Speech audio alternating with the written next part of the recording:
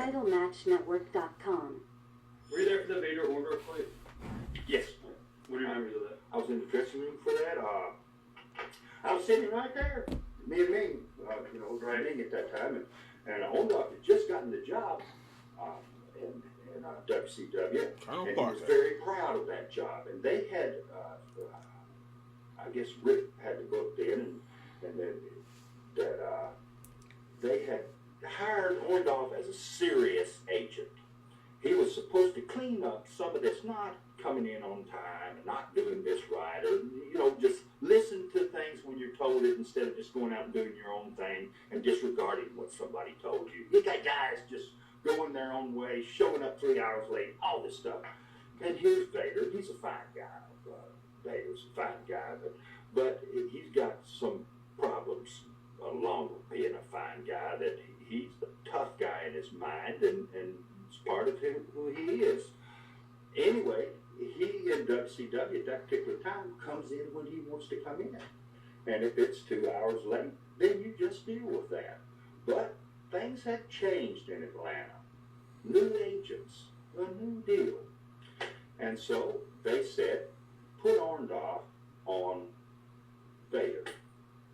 And so Vader comes in the dressing room and they're all like, hey guys, don't put down the book. We're all dressed, interviewing everything. Where's Vader? Where's Vader? No Vader, no Vader. All of a sudden there he is. And he ain't even getting dressed. He just sits down there. They need him for interviews. Right. And he's just sitting down there and he's telling stories and laughing, and we're all talking back and forth. And here comes Orndorff in. And Orndorff says, hey, what are you doing here friggin' 2 hours late? What the hell's wrong with you?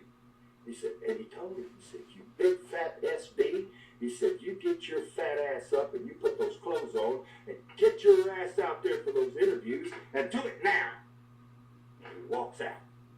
And Vader turns all red in the face and he goes, who? No. Nobody talks to me like that. He said, who does he think he is? Nobody talks to me like that. Then he goes back telling the story. Hey, yeah, you guys was over there. Well, we went to the thing down the road here.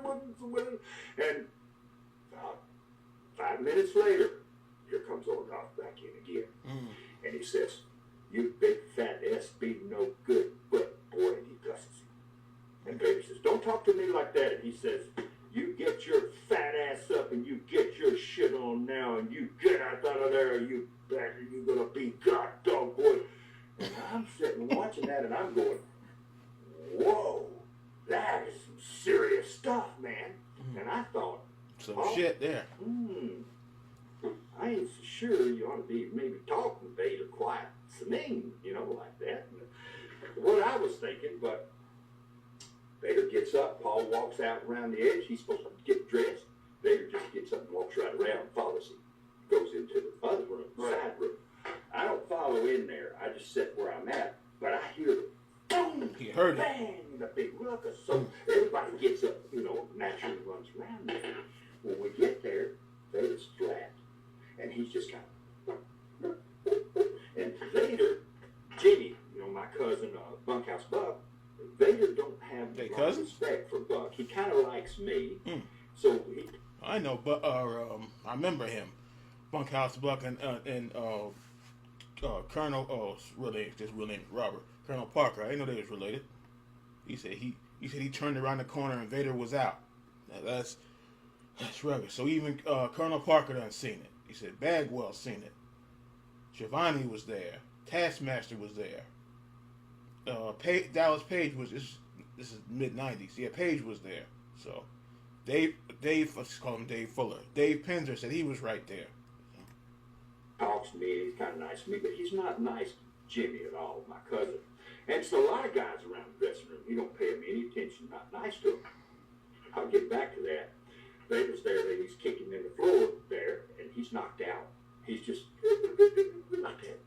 And I say, what in God's world did that to him? Orndorff. Boom, boom, boom. Like Colonel Parker got some hands. How about the way he was describing it? Let me get that back. The world did that to him. Orndorff. Boom, boom, boom. But the Colonel got some hands. 330 pounds of shit. Oh, he's more than that now. He's like 450. Let me get that back again. Oh. Vader's there and he's kicking in the floor there, and he's knocked out. He's just like that. And I say, what in God's world did that to him? Orndorff. Boom, boom, boom. Wow. 330 pounds of shit right there. That's fucked up. Somebody, oh. The Colonel, he said, look at this.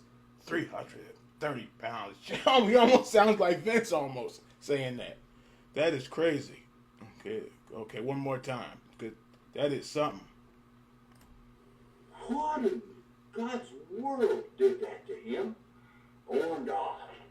Boom, boom, boom. Wow. 330 pounds of shit right there.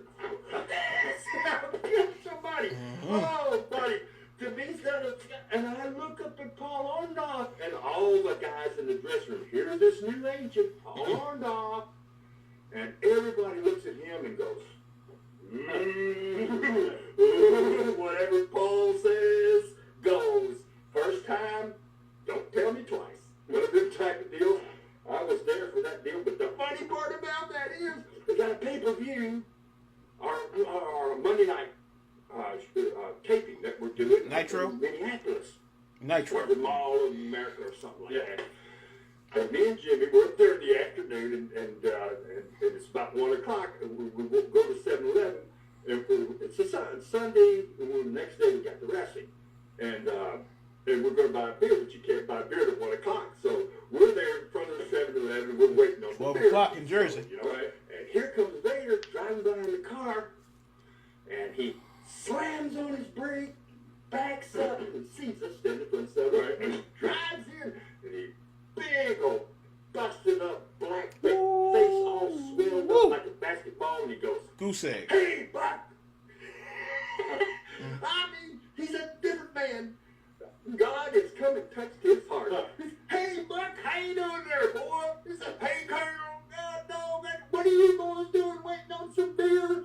Oh, gosh, and I look over, Jimmy, he looks at me, and I say, "Attitude adjustment." Boy, he got one. And old Paul, God dang, as an agent, one of the better ones in the business. He was like, Ooh, boy. So that's about the 5th, 6th, or 7th time. Yeah, I heard the story because he said he didn't step out in the hall at first, but he heard the commotion. And the way he said it, he said, boom, boom, boom. He was standing like Parlin Parker, the way he was described, like he had some lefts and some rights. But that's bad there.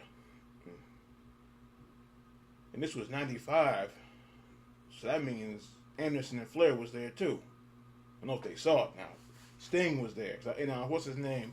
Said he was bullshitting with him. The Pit Bull, which knows some grappling for real. I saw an interview with him a few days ago. So he knows some shit, some holds and stuff. And remember one time he said they were horsing around. Vader was bullshitting when he was like, let me just see something right quick, and tried to muscle up to Pitbull, who's probably like 250 back then, but he was still a big dude. I guess he reversed it and caught him in that rear choke, and yeah, so he knows that shit for real, and got put him to sleep. So yeah, but this Orndorff business, leave that alone. Because then I did a reaction to the original video I found with Orndorff, which I think I had the DVD somewhere. It's been a long ass time. I think he says something like it would have got a lot worse if he had which it would have if he had the cowboy boots on. That man would have had no face left, because y'all know that a lot of them back then they like wearing the cowboy boots or the construction boots. So,